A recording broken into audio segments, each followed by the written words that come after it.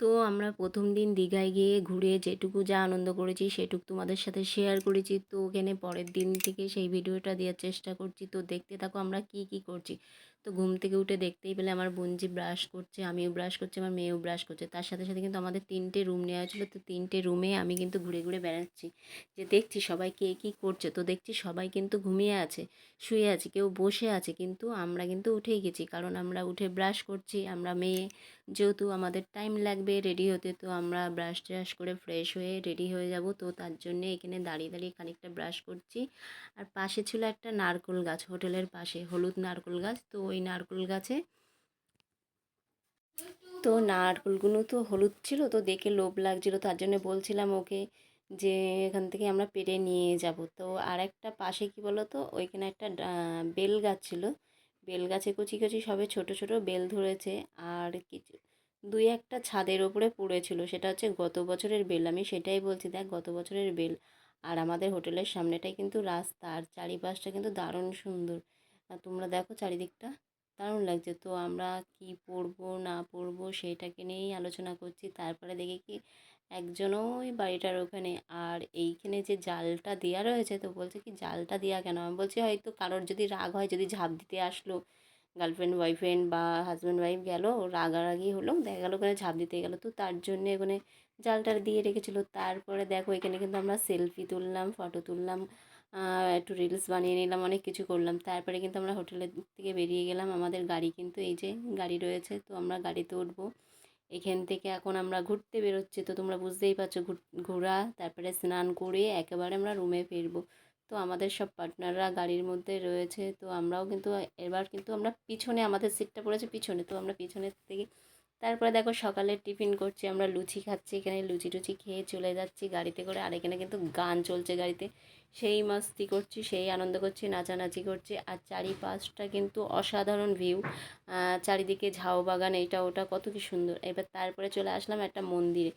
এই মন্দিরটা কি আর কি কি মন্দির নাম জানি না। তো তোমরা যদি নাম জেনে থাকো মন্দিরের নামটা অবশ্যই কমেন্ট করে জানাবে।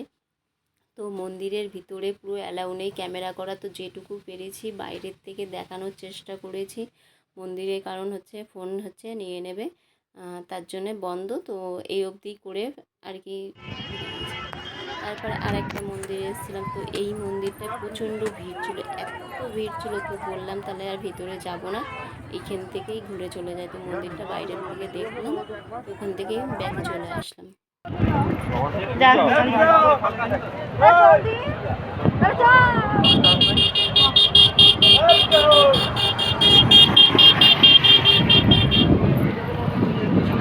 হ্যাঁ হ্যাঁ হ্যাঁ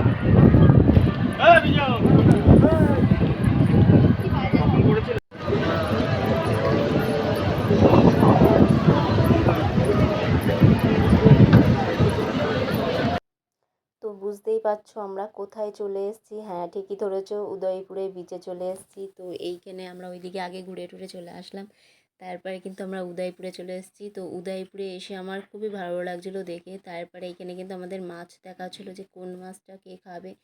আর এখানে যখন আমরা মাছ দেখছি, জলটা তখন এদিকে আসছে আর আমাদের পায়ে আসছে, তো আমাদের খুব ভালো লাগছিলো। আর পাগুলো নিয়ে দেখো আমরা নাড়াচাড়া করছি, খুব ভালো লাগছিলো দেখে।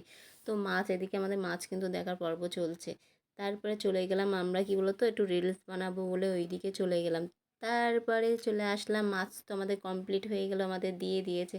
আর মাছ খাচ্ছি আর আমরা কিন্তু গানে নাচ করছি। তো তোমরা বলো তো কী গানে নাচ করছি আমরা, দেখে বলো কী গানে আমরা নাচ করছি। আমাদের কিন্তু গান চলছে আর আমরা নাচ করছি, সেই মস্তি করেছি, সেই আনন্দ করেছি।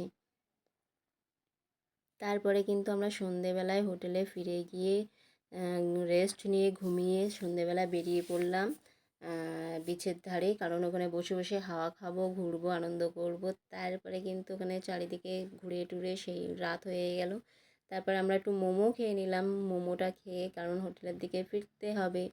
তো আমার এই ভিডিওটা কেমন লাগছে অবশ্যই কিন্তু কমেন্ট করে জানাবে।